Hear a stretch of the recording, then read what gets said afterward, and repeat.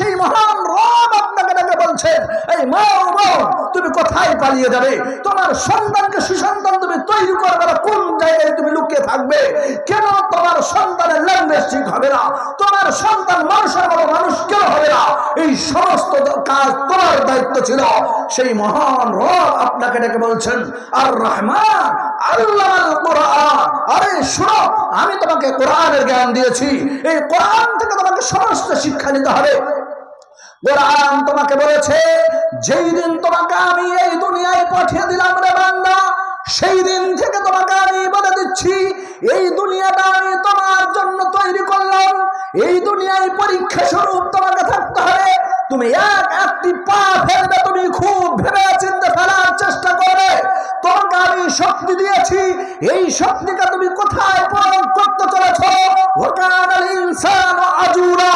বান্দা, তুমি এক সময় ছিলে শিশু বাচ্চা, তুমি চলতে পারতে না, হাঁটতে পারতে না, কথা বলতে পারতে না, লোকদের সাথে তোমাকে কোনো জিনিস চাইতে গেলে ইশারা করতে হতো। সমস্ত জিনিস তোমার ক্ষমতায় ছিল না। এক সময় হলো তোমার বয়স 10 বছর হয়ে গেল, তুমি একটি ছেলে ফুটফুটে কথা বলতে শুরু করলে, তোমার বাবাকে কতই না সুন্দর লাগলো। আমার এই মুখ ফুটে বাচ্চা, এই আমার ফুটফুটে বাচ্চা কি আমার অন্তরকে ঠান্ডা করে দিবে। এই তুমি শুনে রাখো, এই সমস্ত ক্ষমতা আমি তোমাকে দান করলাম শুধু তার জন্য, এই জন্য তুমি আমার কথাগুলো সমস্ত শুনে তার আমল করে দুনিয়ায় চলার চেষ্টা করবে। তুমি শুনে রাখো, আমি তোমাকে সমস্ত কথা বলে দিচ্ছি। আমি দয়ার ভান্ডারি থেকে তোমাকে এখন কথাগুলো বলছি। আমার সমস্ত দয়াগুলোকে তুমি মিসইউজ করবে না। আমার সমস্ত দয়ার ভান্ডারিকে তুমি ভেবে চুরচার করবে না। আমার এই ভান্ডারি থেকে তোমাকে সমস্ত জিনিস দেওয়া হচ্ছে। তোমাকে নাক দেওয়া হয়েছে আমার দয়ার ভান্ডারি থেকে। এই নাক দিয়ে শুনে তুমি খাওয়া দাওয়া করবে। তোমাকে এই মুখমণ্ডল দেওয়া হলো, এই জিহ্বা দেওয়া হয়েছে। এই জিহ্বায় তুমি যে টেস্ট নাও, এই টেস্ট তোমাকে নেওয়ার জন্য আমি ক্ষমতা দিয়েছি। তুমি কোন জিনিস আমার কাছে চেয়ে নাওনি। তোমাকে এই বুদ্ধি জ্ঞান দিয়েছি, আমি এই জন্য দিয়েছি তুমি ভালো এবং মন্দের মধ্যে পার্থক্য করতে পারবে। বান্দা, আমার দিকে দেখো, দেখো আমি তোমাকে দয়ার ভান্ডারি থেকে কি দিয়েছি। এই হাতটিকে এরকম সোজা যদি আমি করে দিতাম, তাহলে তুমি এই হাত দিয়ে খেতে পারতে পারো। কোনটি আমার নিয়ামতকে তুমি অস্বীকার করবে? কোনটি আমার নিয়ামতকে অস্বীকার করবে? বলো, কোনটিকে তুমি ভুলে তুমি অস্বীকার করে দিবে? এই হাতকে আমি যদি লম্বা করে দিতাম, বলো তুমি এই হাত দিয়ে কিভাবে কাজ করতে? তোমার সমস্ত জিনিসগুলোকে যেই রকম ভাবে দেওয়ার আমি সব দিয়ে দিলাম। আর সব দেওয়ার পরে আমি তোমাকে বলছি, তোমাকে ইবাদত করতে হবে আমার কথা অনুযায়ী চলতে হবে তোমাকে। আমি যেই রকম যা বলবো, আমার ছাড়া দুনিয়ার কোন রকমের কথা চলবে না। তাই তুমি শুনে রাখো, আর রহমান আল্লামাল কোরআন খালাকাল ইনসান আল্লামাহুল বায়ান। মহান রব এই কথা বলে না থেমে গিয়ে আপনাকে বলছেন, শুনো হে, আবার তোমাকে আমি বলছি, তোমাকে আমি স্পেশাল করে সৃষ্টি করলাম। আরে তোমাকে আমি মানুষ রূপে সৃষ্টি করলাম। তোমাকে আমি জঙ্গলের পশু করে দেইনি, তোমাকে আমি শিকার করে দিইনি, তোমাকে আমি ডগ কুকুর করে দিইনি, তোমাকে আমি অন্য কোনো জানোয়ারে পরিণত না করে আমি তোমাকে আশরাফুল মাখলুকাত, তোমাকে আমি ইনসান রূপে, মানুষ রূপে সৃষ্টি করলাম রে। তাই তুমি শোনা রাখো, আর শুধু তাই নয় রে, তুমি লোকদের সঙ্গে এত আনন্দ উৎসব করে, তুমি তোমার মনের মতো জীবন যাপন করে কি তুমি আমাকে বুঝাতে চাইছো? তোমার গ্রামের দেখো উমুক আব্দুল্লাহকেও তোমার মতো তার নাক রয়েছে, তোমার মতো তার চোখ রয়েছে, তোমার মতো তার কান রয়েছে, তোমার মতো তার হাত রয়েছে, কিন্তু তুমি দেখো তাকে আমি বলার ক্ষমতা দিইনি, তোমাকে আমি বলার ক্ষমতা দিয়েছি। তাই এই বলার ক্ষমতাকে তুমি মিসইউজ করে তুমি আমার বিধানকে ভেঙে তুমি কি আমাকে প্রমাণ করতে চাইছো রে? এই সমস্ত জিনিসগুলো তুমি ছেড়ে আমার পথে ঘুরে এসো। তাই আমি তোমাকে বলছি, ওয়াসারিউ ইলা ওয়া জান্নাতিন আরদুহাস সামাওয়াতু ওয়াল আরদ উইদ্দাত লিল মুত্তাকিন। শুনো, আমি মহান রব বলছি, দুনিয়ার তোমার অট্টালিকা, দুনিয়ার তোমার বাড়িঘর, দুনিয়ার তোমার চাকরি, দুনিয়ার তোমার বাকরি, দুনিয়ার তোমার যত সম্মান, তোমার পিছে চারটি বডিগার্ড, তোমার পিছে লোকেরা চলতে গেলে তোমার সমস্ত কথাই হা হা করে, তুমি যেই কথা বলতে গেলে লোকেরা এক বাক্যে তোমার সমস্ত কথাগুলো মেনে নেয়। এই সমস্ত জিনিসগুলো তুমি তোমার সামনে রেখে তোমার সাকসেসের পথ তুমি নির্ধারণ করবে না, তুমি করবে না। আমার কাছে অট্টালিকার কোনো দাম নেই রে, তোমার 4 তলা বিল্ডিং এর কোনো দাম নেই, তোমার এইরকম তুমি যে 4 বিলারে ঘোরাফেরা করছো এই সমস্ত জিনিসের কোনো কাম নেই। মুহাম্মদ সাল্লাল্লাহু আলাইহি সাল্লাম এই সমস্ত লোকদের তুমি বলে দাও, এই সমস্ত লোকদের তুমি বলে দাও, তাদেরকে বলো আমার কাছে সেই দিন তাদের যেই জিনিসগুলো চলবে সেই জিনিসটি হলে তাদের আমল আমাকে লাগবে, কারণ আমি মহান রব সমস্ত জিনিস তাকে দিব। আমি খাওয়া থেকে নিয়ে, পড়া থেকে নিয়ে, তার জীবন থেকে নিয়ে, তার শ্বাস থেকে নিয়ে, তার মৃত্যু থেকে নিয়ে, তার বাবা থেকে নিয়ে, তার পিতা থেকে নিয়ে, তার সন্তান থেকে নিয়ে, তার বাড়ি থেকে নিয়ে, তার গাড়ি থেকে নিয়ে দুনিয়ার সমস্ত জিনিস আমি দেব। আর আমাকে ছেড়ে সে অন্য কারোর সামনে মাথা নত করবে, আমার সামনে সে সেজদা নত করবে না, আমার কথা অনুযায়ী সে চলবে না, সে ওই রকম লোকের কথা চলবে যাকে আমি সৃষ্টি করেছি। সে বান্দার কথা অনুযায়ী চলবে, বান্দার কথা অনুযায়ী সে জীবন যাপন করবে। তাকে তুমি বলে দাও এই সমস্ত জিনিসগুলো আমার কাছে কোনো দাম থাকবে না। আন আবি হুরায়রা রাদিয়াল্লাহু তাআলা আনহু قال رسول الله صلى الله عليه وسلم ان الله لا ينظر الى اجسامكم ولا الى صوركم ولكن ينظر الى قلوبكم واعمالكم। মুহাম্মদ সাল্লাল্লাহু আলাইহি সাল্লাম বলো, তাদের বলে দাও, মুহাম্মদ সাল্লাল্লাহু আলাইহি সাল্লাম বলো, আমি মহান রব বলছি তাদের এই কথা শুনিয়ে দাও, আমি তাদের কোনো বংশ দেখি না, আমি তার শরীর দেখি না, আমি তার শরীরের গঠন দেখি না, আমি তার চাকরি দেখি না, আমি তার পজিশন দেখি না, আমি দেখব শুধু তার আমল কি আছে, তার অন্তর কি বলছে। সেই মহান রব সেই দিন আমাদের এই কথা বলতে গিয়ে সূরা রহমান যেই কথাটির দিকে ইশারা করেছেন সেটি হলো এই, আমার জীবনে শিক্ষা থাকবে, আমার জীবনে শিক্ষা থাকবে ইসলামের শিক্ষা। প্রথম, আমি যদি একজন লয়ার হয়ে যাই, আমি যদি প্রতিদিন 4টি করে বিচারের ফাইল, আমি যদি সেই 4টি করে বিচারের ফাইল আমি ফাইনাল দিয়ে দিই, আমাকে যদি সুপ্রিম কোর্টের যদি আমাকে যদি সুপ্রিম কোর্টের প্রধান বিচারক করে দেওয়া হয়, আমি যদি পুরো ইন্ডিয়ার বিচারপতি, আমি সবার যদি আমি একজন মুখ্য বিচারপতি হয়ে যাই, সেই চেয়ারে বসে যদি আমি প্রতিদিন ইসলামের এবং ইসলামের লকে অনুসরণ করে চেষ্টা করে সেই সমস্ত বিচার করার চেষ্টা করি, সমস্ত জিনিসগুলো আমার ফেলোয়ার হয়ে যাবে। আমার সঙ্গে যদি ইসলামের জ্ঞান না থাকে, এই জন্য একজন লয়ার হওয়া এটি হতে হবে ঠিক আছে, একজন ব্যারিস্টার হতে হবে ঠিক আছে, একজন ইঞ্জিনিয়ার হতে হবে ঠিক আছে, একজন ডক্টর হতে হবে ঠিক আছে। সেই সমস্ত জ্ঞানের পূর্বে যে জ্ঞানটি হওয়ার দরকার সেটি হলো আল্লাহর পরিচয়ের জ্ঞান। আল্লাহকে চিনতে হবে, আল্লাহর জ্ঞান, সে মহিলা হোক, সে পুরুষ হোক, সে স্ত্রী লোক হোক বা পুরুষ লোক হোক, সবারই জন্য সমান সমান। তাকে প্রথম আল্লাহর পরিচয়ের জ্ঞান নিতে হবে। এই পরিচয়ের জ্ঞানের কথা আপনাকে মাওলানা সাহেবের বলার দরকার নেই। আপনার সন্তানকে প্রথম আপনাকে এই কাজটি করতেই হবে। এটা আপনার জন্য যেমন ভাবে নামাজ ফরজ, তার থেকে বেশি জরুরি হলো, বেশি আপনার জন্য অপরিহার্য হচ্ছে আপনাকে আল্লাহর পরিচয়, রাসূল সাল্লাল্লাহু আলাইহি সাল্লামের পরিচয়ে আপনাকে প্রাথমিক শিক্ষা নিতেই হবে।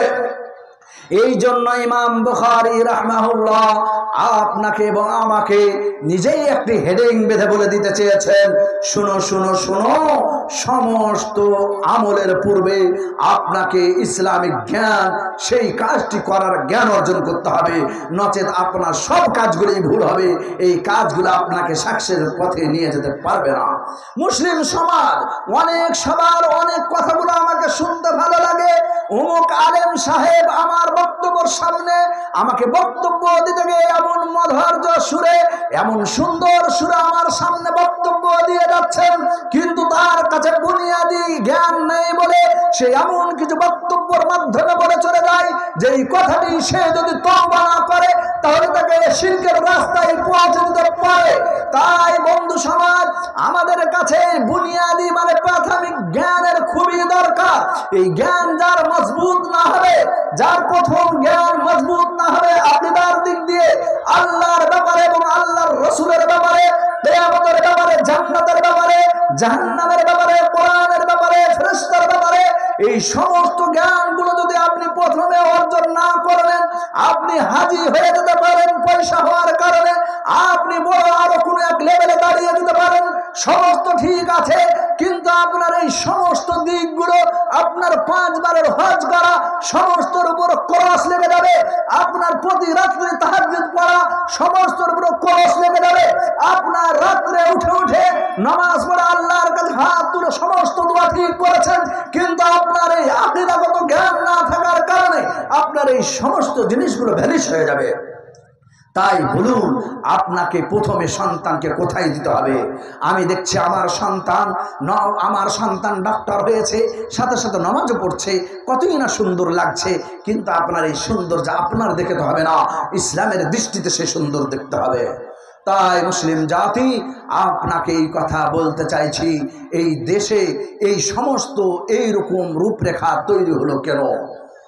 তারা সমস্ত কথাগুলি জেনে ফেলেছে, তাই তো আমাদেরকে এই সমস্ত ভেসে ভাসিয়ে দিয়ে ইউরোপিয়ান কালচারের উপর আমাদের রেখে দিয়ে আমাদের বলছেন আমাদের কাছে এই মডার্ন যুগ এসেছে, এই মডার্ন যুগে এমনভাবে ভাসিয়ে দেওয়া হলো, আমাদের ব্রেনকে এমনভাবে সিজ করে নেওয়া হয়েছে, আমরা সমস্ত জিনিসগুলো ভুলে যেয়ে এমনভাবে দুনিয়ায় মেতেছি, আমরা নিজেকেই সব থেকে শিক্ষিত মনে করি। আপনি এই কথাগুলো সব ভুলে যাবেন। যদি এটাই হতো, ইমাম বুখারী রাহমাহুল্লাহ সেই সময়ে যেই জ্ঞান রাখতেন, সেই সময়ে যেই রকম পজিশন রাখতেন, তিনি যদি চাইতেন তাহলে পুরো সেই সময়কার পুরো জায়গাগুলোকে, সমস্ত বাদশাদেরকে নিজের কন্ট্রোলে নিয়ে সবাইকে নিজের হাতের আঙ্গুলে ঘুরিয়ে তাদের এমন ভাবে নাচিয়ে ফেলতেন তারা কোথাও পাত্তা পেত না। কিন্তু তিনি বুঝতে পেরেছেন তাদের সাথে যদি আমাকে সমঝোতা করতে হয় তাহলে কিন্তু আমার আকীদাগত ভুল হয়ে যাওয়ার কারণে আমার সমস্ত আমলগুলো ফালতু হয়ে যাবে। তাই আমাকে জেল আমার পছন্দ, জেলে আমাকে ঢেলে দেওয়া হোক, জেলে আমি পচে মরে যাব, কিন্তু আমি তাদের সাথে কোন রকমের সমঝোতা করতে পারবো না। মুসলিম জাতি আজকে আমাদের এই বিশ্বাসটা না হওয়ার কারণে, আকীদাগত জ্ঞান না হওয়ার কারণে আমরা তাদের সাথে আপোষ করতে আমাদের কোনো অসুবিধা লাগে না। আপনাকে এই কথা বলে রাখি, আল্লাহ তাবারক ওয়া তাআলা আপনাকে এবং আমাকে এত সুন্দর করে সৃষ্টি করেছেন এবং এই কথাও বলে দিয়েছেন তোমার সমস্ত ক্ষমতা তোমার হবে, কিন্তু আপনাকে এবং আমাকে সম্পূর্ণ আল্লাহর জন্য হয়ে যেতে হবে। মহান আল্লাহ এই কথাকে এরকম ভাবে বলেন, ওয়ালা তাহিনু ওয়ালা তাহজানু ওয়া আনতুমুল আ'লাউনা ইন কুনতুম মুমিনিন। শুনেন শুনেন, আমাকে ঠিক কামিল মুমিন হতে হবে। একজন কামিল মুমিন হওয়ার জন্য, তাহলে আপনাকে এই কথা বলি, একজন কামিল মুমিন হওয়ার জন্য আমার যদি বাড়িতে কোনোদিন চুলা না জ্বলে, আমি যদি খেতে না পাই, তারপরও আমি শিরক করব না। আমার যদি আমাকে জ্বালিয়ে পুড়িয়ে মেরে ফেলা দেওয়া হোক, তারপরও আমি কারো সাথে কুফরের কাজে সমঝোতা করব না। আমাকে যেই জিনিসগুলো হারাম করে দেওয়া হয়েছে সেই সমস্ত জিনিস আমি যাব না। আমি ভোটের নাম নিয়ে 500 টাকা দিয়ে আমার ভোট বিক্রি করব না। আমি এই সমস্ত কাজে যাব না। আমাকে উস্কানিমূলক কথা বলে দিয়ে, কংগ্রেস সিপিএম এ মাতিয়ে দিয়ে ভাইয়ের গলায় আমি ছুরি চালাবো না। আমি ভাইয়ের সাথে কথা বন্ধ করব না। আমরা এইরকম ভাবে এক অপরের উপর আঘাতমূলক কথা কখনো বলতে যাব না। এই মুসলিম জাতি, আপনি ইতিহাস ভুলে গেছেন মনে হয়। আপনার এই কথা আপনি কানে ঢুকে রাখুন, আর যিনারা এই কথাগুলো জানেন তিনারা আরো তাজা করে নেন। ভারতের নকশায় এই কথা আছে, ভারতের নকশায় এই কথা লেখা আছে। ভারতের, ইন্ডিয়ার, এই খাস করে দিল্লির গাছগুলো সাক্ষী রয়েছে। এই ভারতকে যদি চলতে হয় তাহলে মুসলমান ছাড়া এই ভারত চলতে পারে না। ভারত যদি কেউ নিজের পার্লামেন্টে দখল রাখতে চায় তাহলে মুসলমান ছাড়া তারা পার্লামেন্টে থাকতে পারে না। কারণ এই ভারত যেই দিন স্বাধীন করা হয়েছিল সেই দিন শুধু নয়, এই ভারতকে স্বাধীনতার পথে যারা নিয়ে এসেছিল তারা এই মুসলমানেরাই ছিল, এই আলেমরাই ছিলেন। তাদের নাম যতই কেউ চাক সে পার্লামেন্টে দাঁড়িয়ে 1000 বার যদি বলে দেয় তারপরও মুসলমানের নাম ইতিহাসের পাতা থেকে কেউ মিটাতে পারবে না, পারবে না, পারবে না। মুসলিম কোন জায়গাগুলো মিটিয়ে দিবে? লখনৌর মতো জায়গার ইতিহাস মিটিয়ে যদি দেয় তাহলে সেই জায়গাকে মুসলমানের হাতে তুলে দিতে হবে। ইন্ডিয়ার মতো জায়গাকে ইতিহাসের পাতা থেকে মিটাতে হতে গেলে সেই জায়গাগুলোকে মুসলমানের হাতে তুলে দিতে হবে। যদি এইরকমই হয়, পশ্চিম বাংলার 1 নয় 2 নয়, অর্ধেকটি ভাগ মুসলমানের হাতে তুলে দিতে হবে। তাহলে ভারতের ইতিহাস থেকে মুসলমানের নাম মিটা যাবে, নচেত মিটাতে পারবে না। কোন জায়গাগুলোকে মিটিয়ে দিবে? কলকাতার কোনটি জায়গাকে মিটিয়ে দিবে? মুর্শিদাবাদ, 2 দিনাজপুর, 2 24 পরগনার কোন জায়গাগুলোকে ইতিহাসের পাতা থেকে মিটিয়ে দিবে? কত জায়গার নাম চেঞ্জ করবে? মোগল ছাড়ার নাম চেঞ্জ করে দিতে গেলে কি হবে? কোন জায়গাগুলোর নাম চেঞ্জ করবে? কত তুমি চেঞ্জ করবে? হে মুসলমানের ইতিহাস মিটাতে গেলে সমস্ত জিনিসগুলোকে উঠিয়ে ফেলতে হবে। উঠিয়ে কিভাবে তুমি ফেলবে? কখনো তোমার দ্বারা সম্ভব হতে পারে না। তাই মুসলিম, আমাকে এরকম আমার ব্রেনটা দিয়ে দেওয়া হয়, যেই দল যখন আসে সেই দল আমাকে শোষণ করে, সেই রকম আমাকে ফুটবলের মতো খেলাধুলা করে, আর এই কথা বলে উমুক যদি বিজেপি চলে আসে আমাকে ভারতে থাকতে দেওয়া হবে না, এই কথা বলবে। এই সমস্ত স্বপ্নের মধ্যে আপনাকে যাওয়া লাগবে না। আপনি শিক্ষার দিকে আগে বেড়ে চলুন, আপনাকে শিক্ষার দিকে আগে বাড়তে হবে। আপনাকে আল্লাহ তাবারক ওয়া তাআলা বলেছেন, ইকরা বিসমি রাব্বিকাল্লাযী খালাক, খালাকাল ইনসানা মিন আলাক। মুসলিম, তুমি প্রথম আল্লাহর ব্যাপারে জ্ঞান অর্জন করে নাও, আল্লাহ রসুলের ব্যাপারে তুমি জ্ঞান অর্জন করে নাও, কিয়ামতের ব্যাপারে জ্ঞান অর্জন করে নাও। মোটামুটি জ্ঞান অর্জন করে নেওয়ার পর তোমাকে আর বাড়িতে বসে থাকতে হবে না, তোমাকে প্রত্যেকটা ফিল্ডে যেতে হবে। আর দেখো, তুমি যদি আল্লাহর নিয়ত রেখে আল্লাহর কাছে তুমি সাকসেস পাওয়ার উদ্দেশ্যে তুমি যদি দেশে পাড়ি দিয়ে দাও, তোমার মতোই ছিলেন নবাব সিদ্দিক হাসান। শুনো শুনো শুনো, এইরকম কানির উপরে বসে, এইরকম চাটাইয়ের উপরে বসে মাওলানা আবুল কালাম আজাদের মতো লোক। আর শুনো শুনো শুনো, তুমি কাকে ভুলে যাবে? এই যুবক, তুমি কোথায় চলে যাচ্ছ? কোন চায়ের আড্ডায় বসে যাচ্ছ? কোথায় তোমার সময়কে তুমি ল্যাপস করছো? কোথায় তোমার সময়কে তুমি অপচয় নষ্ট করছো? এই ভারত স্বাধীন করেছে তোমার মতো মাত্র 21 বছরের সন্তান। এই যুবক, তুমি আশফাকুল্লাহর মতো যুবককে কোথায় ভুলিয়ে ছেড়ে দিবে? এই যুবক, তোমাকে তো আশফাকুল্লাহ দেখে গেছেন ফাঁসির ফান্দায় নিজেকে ঝুলিয়ে দিয়ে। এই শুনো, যারা তোমরা ভারতে বসবাস করবে, কখনো তোমরা ভারতে থাকতে ভয় করবে না। ভারতকে স্বাধীন করার জন্য আমি আমার মায়ের সন্তান, আমি পুরো খোলা মাঠে নিজের জানকে দিয়ে দিচ্ছি, শুলির ফান্দে চড়িয়ে দিচ্ছি, আর দেশবাসীকে দেখিয়ে দিচ্ছি। দেশবাসী শুনো, হে এই ভারত মুসলমানদের, এই ভারতে মুসলমানদের অধিকার রয়েছে। আমরা 1 নয় 2 নয় 70,000 আলেমেরা একসঙ্গে গাছের গলাতে আমরা নিজের গলাকে ঝুলিয়ে দিলাম আর দেশকে দেখিয়ে দিলাম, এই দেশ তুমি সাক্ষী থাকবে, এই ভারতের মাটি তুমি সাক্ষী থাকবে। এই দেশে মুসলমানেরাই রাজত্ব করবে, মুসলমানেরাই দেশকে স্বাধীন করেছে, আবার দরকার পড়তে গেলে এরাই স্বাধীন করবে। তাই মুসলিম জাতি, আপনি এই সমস্ত জিনিসে ভেসে ভেসে আপনারা নিজেদের মধ্যে দুর্বল হবেন না। গ্রামে আমার একতা নষ্ট করবেন না। পঞ্চায়েত ভোট আসতে গেলে আমরা এক অপরের সাথে এত শত্রুতায় জড়িয়ে যাই। হায় হায় হায়, আমরা 5 বছর ধরে কথা বন্ধ করে দিচ্ছি। এক ইলেকশন আসা থেকে আর এক ইলেকশন আসা অবধি আমরা নিজেদের মধ্যে কথা বন্ধ করেই থাকছি। কংগ্রেস সিপিএম নবাজে গিয়ে দেখছি আমার পাশে তৃণমূল দাঁড়িয়েছে না কংগ্রেস দাঁড়িয়েছে। এই সমস্ত জিনিস দেখে দেখে আমাদের সমস্ত আমলকে নষ্ট করে দিচ্ছি। মুসলিম, এই সমস্ত জিনিস দেখার দরকার নেই। আপনার যার ইচ্ছা তাকে ভোট দিবেন, কেউ আপনাকে দেশ থেকে তাড়িয়ে দিতে পারবে না। বিজেপি আসতে গেলেও তাড়িয়ে দিবে না, কংগ্রেস আসতে গেলেও তাড়িয়ে দিবে না, সিপিএম আসতে গেলেও তাড়িয়ে দিবে না, আর কোনো দল আসতে গেলেও তাড়িয়ে দিবে না, কেউ তাড়াতে পারবে না। তাকেই যদি ভারতে রাজত্ব করতে হয়, মুসলমানকে নিয়েই রাজত্ব করতে হবে। ইন্ডিয়ার ইতিহাস, ইন্ডিয়ার সংবিধান এত দুর্বল নয় যে তাকে এইরকম ভাবে মিটিয়ে দেওয়া হবে। আপনাকে যেই কথা বলতে চেয়েছি সেটি হলো এই, আজকে আমরা যেই বিষয়ে সব থেকে দুর্বল হয়ে পড়েছি সেটি হলো এই যে আমরা আমাদের ইসলামিক শিক্ষা থেকে একদম পিছনে সরে গেছি। আমি ইসলামের শিক্ষা নিতেই চাইছি না, আমাকে এই সমস্ত শিক্ষা নিয়ে। আপনাকে আরো একটি কথা বলে রাখছি, আজকে যারা আরএসএস এর সব থেকে সংখ্যায় কম ছিল, সমস্ত পদগুলো তারা দখল করে নিল, সেই সমস্ত মর্যাদাপূর্ণ পদগুলো তারাই নিয়ে নিল। তার আসল কারণ হলো এই মুসলমানের দুটি কাজ ছাড়া আর কিছু কাজ নেই। এক নম্বর কাজ হলো তারা ভাইদের সঙ্গে তাদের জমি নিয়ে দ্বন্দ্ব, ভাইদের সঙ্গে তাদের পাটাপাটি নিয়ে দ্বন্দ্ব, ভাইদের সঙ্গে মাকে নিয়ে দ্বন্দ্ব, ভাইদের সঙ্গে তাদের কোনো আইন নিয়ে দ্বন্দ্ব, ভাইদের সঙ্গে বাড়ির জল করা নিয়ে দ্বন্দ্ব। এই দ্বন্দ্বইতেই তারা মগ্ন থাকবে। আর দুই নম্বর কাজ হলো এদের এত মূর্খ, এরা এত অজ্ঞ যে তারা তাদের অপচয় সময়কে নষ্ট করবে। আল্লাহ রাসূল সাল্লাল্লাহু আলাইহি সাল্লাম আপনাকে তো বলে দিয়েছেন, এই তোমরা শুনে রাখো, হে ভাইকে ছেড়ে দাও, তোমার ভাইকে ছেড়ে দাও, তোমার মায়ের পেটে ভাইকে ছেড়ে দাও। তোমার বাড়ির পাশে যদি তোমার কোনো পড়োশী হয় তাহলে তার সঙ্গেও তুমি কোনো বিবাদে জড়াবে না। তোমার বাড়ি যদি পাকা হয়, তোমার বাড়ি যদি খুব সুন্দর হয়, সেই বাড়িতে সে যদি ছিদ্র করে দিয়ে কোনো একটি কাঁটা ঢুকিয়ে দেয়, তারপরেও তুমি তাকে বাধা দিবে না।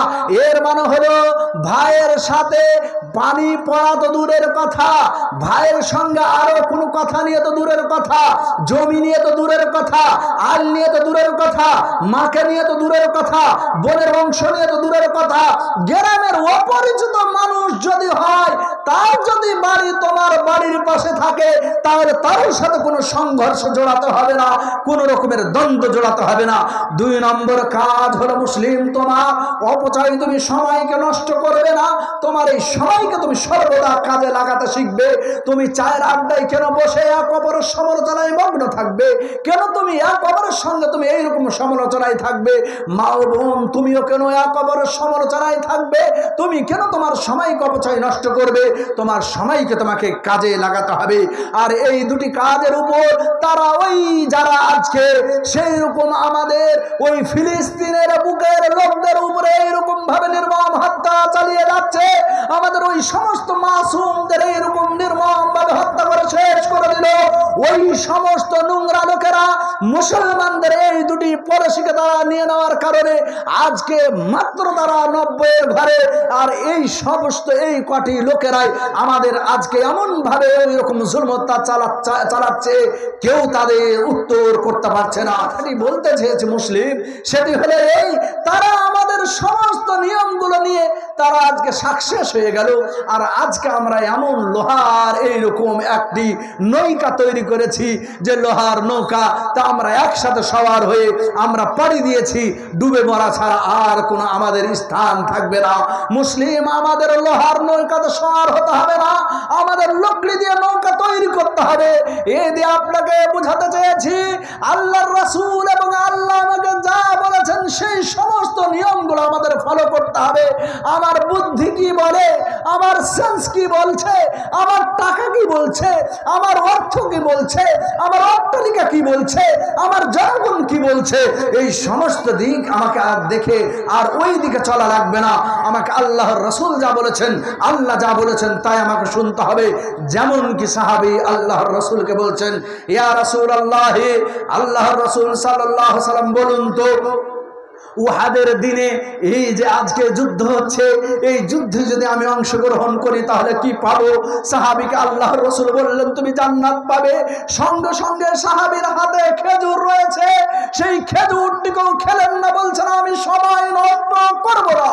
যেই যুদ্ধে গিয়ে আমি শহীদ হয়ে গেলে আমাকে জান্নাত পাওয়া লাগবে, যেই যুদ্ধে অংশগ্রহণ করে আমি যদি শহীদ হয়ে যাই আমি জান্নাতে প্রবেশ করে যাব, তাহলে এই খেজুর খেয়ে আমি আমার সময়কে ল্যাপস করব না, এই খেজুর খেয়ে আমি আমার সময় নষ্ট করব না। খেজুর ফেলে দিয়ে যুদ্ধ অংশগ্রহণ করে নিলেন, যুদ্ধ করতে করতে শহীদ হয়ে গেলেন। মুসলিম, আপনাকে এই জায়গায় দেখাতে চাইলাম আল্লাহর রাসূল সাল্লাল্লাহু আলাইহি সাল্লাম যেই কথা বলে দিয়েছেন সেই কথাকে মানতে তারা কোন রকমের বুদ্ধি না লাগিয়ে, কোন রকমের জ্ঞান না লাগিয়ে সঙ্গে সঙ্গে সেই কাজে ঝাঁপিয়ে পড়লেন।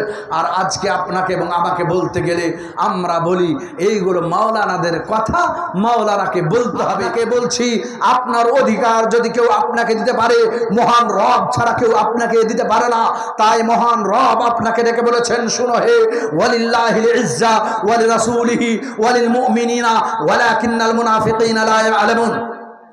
এই তোমরা শুনো হে, তোমাদের আমি ডেকে বলছি, তোমাদের যদি আমার কথার উপরে বিশ্বাস না থাকে, এই কথা তোমাদের যদি বিশ্বাস না থাকে, মহান রব আমি তোমাকে ক্ষমতা দিব, মহান রব আমি তোমাকে সম্মান দিব, মহান রব আমি তোমার হালাত, তোমার আমি যেই অবস্থা ছিল সেই অবস্থায় ফিরিয়ে দিব। এই সমস্ত কথার উপর তোমাকে বিশ্বাস এনে আমার পথে ঘুরে আসতে হবে। শুনো শুনো, এতদিন ধরে যা করলে, তোমার মনের মতো জীবন যাপন করলে, তোমার ইচ্ছা অনুযায়ী, তোমার পবিত্র অনুযায়ী তুমি জীবন যাপন করেছো, তোমার ইচ্ছা বলেছে চায়ের আড্ডায় বসে থাকা, তোমার ইচ্ছা বলেছে নামাজ পড়বো পড়বো না, তোমার ইচ্ছা বলেছে পিতামাতার অধিকার দিব দিব না, তোমার ইচ্ছা বলেছে বন্ধের মিরাজ দিব দিব না, তোমার ইচ্ছা যেই সমস্ত কথাগুলো বলেছে সেই সমস্ত কথাগুলো ছেড়ে দিয়ে আমার রাস্তায় তুমি চলে এসো, আমার পথে এসো, আমার বিধানকে মানো, আল্লাহর রাসূলের দেওয়া তুমি শরীয়তকে ফলো করার চেষ্টা করো, তাহলে তুমি সম্মান পাবে। শুনো শুনো, ওয়ালিল্লাহিল ইজ্জা ওয়ালি রাসূলিহি ওয়ালিল মুমিনিনা, শুনো সমস্ত সম্মান আল্লাহর জন্য, আল্লাহর রাসূলের জন্য, মুমিনদের জন্য। এই কথাগুলির উপর তারাই বিশ্বাস করবে না যারা মুনাফিক। শুনে রাখুন, আপনার তারপরেও যদি হোশ না হয়, তারপরেও যদি আপনি সঠিক পথে না ঘুরে আসেন, শুনে রাখুন আপনার মধ্যে নিফাক ঢুকে আছে, আপনার শরীরের মধ্যে নয় অন্তরের মধ্যে অসুখ ঢুকে গেছে। এই অসুখ আপনার কোনোদিন সারাতে পারবেন না। সেই দিন সমস্ত গাদা গাদা আমল, সেই দিন নমাজের আমল, হজের আমল সমস্ত নিয়ে যাওয়ার পরেও আপনাকে বলা হবে তুমি কোন রাস্তায় আসলে, এটি মুমিনের রাস্তা, এটি কাফেরদের রাস্তা। আর শুনো শুনো, এই লাইনটি হলো মুনাফিকের লাইন, এই লাইনে সোজা হয়ে দাঁড়িয়ে যাও। আর তুমি শুনে রাখো, ইন্নাল মুনাফিকিনা ফিদ দারকিল আসফালি মিনান নার, জাহান্নামের সবথেকে নিচে জায়গায় তোমার স্থান হবে। কারণ মুযাবযাবিনা বাইনা যালিক লা ইলাহা ইল্লা ওয়া লা ইলাহা ইল্লা, তুমি দুনিয়ায় এমন ছিলে, তুমি আমি জানি না, কিন্তু আপনার ছোট সন্তান হিসাবে আমি বলছি, আপনার ভাই হিসাবে আমি বলছি, আমরা যদি চেঞ্জ না হই, আমরা যদি আমাদের এইরকম নিজের চলাফেরা, নিজের যদি পদ্ধতি চেঞ্জ না করি, এইরকম ভাবে যদি আমরা দ্বন্দ্বে জড়িয়ে থাকি, এইরকম ভাবে আমরা অবহেলায় জীবনযাপন করি, আমাদের টাইমগুলো এইরকম ভাবে বেস্ট করতে থাকি, আমরা যদি আল্লাহর রাসূলের দেওয়া শরীয়ত থেকে পানি পান করার চেষ্টা না করি, আল্লাহর রাসূল সাল্লাল্লাহু আলাইহি সাল্লামের দেওয়া এই সুন্নাতকে সামনে রেখে তা দিয়ে আমরা যদি জীবন যাপন করার চেষ্টা না করি, আপনি এই কথাগুলো শুনে রাখবেন। সেই মহান রব যেই সময় আমাদের রাসূল সাল্লাল্লাহু আলাইহি সাল্লামকে মক্কায় যখন এইরকম নবুয়াত দিলেন, সেই সময় আমাদের ওই সমস্ত মানুষেরা যারা আল্লাহর রাসূলকে চিনতে না পেরে তারা সেই সময় মুহাম্মদ সাল্লাল্লাহু আলাইহি সাল্লামকে মক্কা থেকে বের হতে বাধ্য করেছিল। তারা সেই সময় আল্লাহর রাসূলকে এমনভাবে তারা কঠোর শাস্তি দিতে শুরু করেছিল। সেই সময় মহান রব সেই সময় আদেশ করলেন, মুহাম্মদ সাল্লাল্লাহু আলাইহি সাল্লাম এখন তোমাকে মক্কা ছেড়ে চলে যেতে হবে। তাই আপনাকে ওই ইতিহাসের দিকে না নিয়ে যাওয়ার পূর্বে একটি এই জায়গায় কথা বলে দিই, ওই সমস্ত লোকেরা যখন ইসলাম ধর্ম গ্রহণ করে নিয়ে ইসলামকে পড়তে শুরু করলেন, আল্লাহর রাসূল সাল্লাল্লাহু আলাইহি সাল্লামকে দেখে রেখে সেই জায়গা থেকে সেই ঘাট থেকে জল পান করতে শুরু করলেন। সেই সময় তারা আবার মানুষের মতো মানুষ হয়ে গেলেন। মুসলিম জাতি, আপনাকে এই কথা আমি বলতে চেয়েছি, আপনার মধ্যে যদি সেই রকম বাতি জ্বালাতে চান, আপনার মধ্যে সেই রকম যদি জ্ঞানের ভান্ডার আনতে চান, আপনার মধ্যে সেই রকম যদি আপনাকে তাকওয়া আনতে হয়, সেই রকম যদি আপনার মধ্যে মানবতা জীবন আনতে হয়, সেই রকম যদি আপনাকে ধার্মিকের জীবন আনতে হয়, সেই রকম যদি আপনাকে সালাহুদ্দিন আইয়ুবীর মতো জীবন আনতে হয়, সেই রকম যদি আপনাকে ওই সমস্ত বড় বড় যোদ্ধাদের মতো, আপনার টিপু সুলতানের মতো আপনাকে ওই রকম মুজাহিদ হতে হয় যা দেশকে রক্ষা করবে, তাহলে আপনি এই কথাও জেনে রাখবেন, তাহলে আপনাকে যেই শিক্ষা থেকে শিক্ষিত হতে হবে সেটি হলো আল্লাহ এবং আল্লাহর রাসূলের দেওয়া সেই চশমা থেকে, সেই কূপ থেকে আপনাকে শিক্ষার জল পান করতে হবে। এর মানে হলো আমাদের আধুনিক শিক্ষার সাথে সাথে প্রথম যে শিক্ষা নিতে হবে সেটি হলো আমাদের এই মাদারিসে ইসলামিয়াকে তাকে যেই রকম সম্মান দেওয়ার সেই রকম সম্মান দিতে হবে। কারণ আপনাকে এই ইতিহাস এত আগে না নিয়ে গেলে আপনি বুঝতে পারবেন না। মুসলিম জাতি সেই সমস্ত সাহাবারা আল্লাহর রাসূল সাল্লাল্লাহু আলাইহি সাল্লামের ঘাট থেকে মাত্র কয়েক বছর জাল পান করার মাধ্যম জল পান করার পরে তারা কয় বছরে জল পান করেই তাদেরকে হাবশার মতো জায়গায় চলে যেতে হলো। তাদের মধ্যে একজন ছিলেন জাফর তাইয়ার রাদিয়াল্লাহু তাআলা আনহু। মুসলিম জাতি সেই জায়গায় হাবশার পার্লামেন্টে গিয়ে সেই হাবশার নাজ্জাশী বাদশাকে কয়েকটি প্রশ্ন করেছিলেন, সেই প্রশ্নের উত্তর তারা করতে পারেনি। এই দিয়ে আপনাকে বুঝাতে চেয়েছি, মুসলিম আপনার পার্লামেন্টে দখল আপনাকে নিতে হবে, আপনাকে মেম্বার হতে হবে, আপনাকে প্রধান হতে হবে, আপনাকে এমপি হতে হবে, আপনাকে সমস্ত জায়গায় আপনার অধিকার নিয়ে নিতে হবে। তার সাথে সাথে এই সমস্ত জায়গাগুলিতে গিয়ে আপনি নিজের অধিকার তখনই ঠিকভাবে নিয়ে আপনি দেশের নিজের অধিকারকে ঠিক জায়গায় রাখতে সেই সময় পারবেন যেই সময় আপনার কাছে দ্বীনের শিক্ষা থাকবে। তাই তো জাফর তাইয়ার সেই সময়কার বাদশাকে এই কথা বলেছিলেন, শুনো বাদশাহ মহাশয়, এতদিন ধরে আমরা মদের আড্ডায় পড়েছিলাম, এতদিন ধরে আমরা জুয়ার আড্ডায় পড়েছিলাম, আমরা সেই জায়গায় ছিলাম যেই জায়গায় আমরা মেয়েদেরকে জিন্দা দফন করতাম, আমাদের কোনো বাধা হতো না, আমরা আমাদের স্ত্রীদের কোনো সম্মান দিতাম না। কিন্তু সেই নবী আসার পরে আমাদের এইরকম মানুষের মতো মানুষ করে দিলেন এবং আমাদের এত সুন্দর করে গঠিত করেছেন। এই গঠিত করা কি আমাদের ভুল হয়েছে?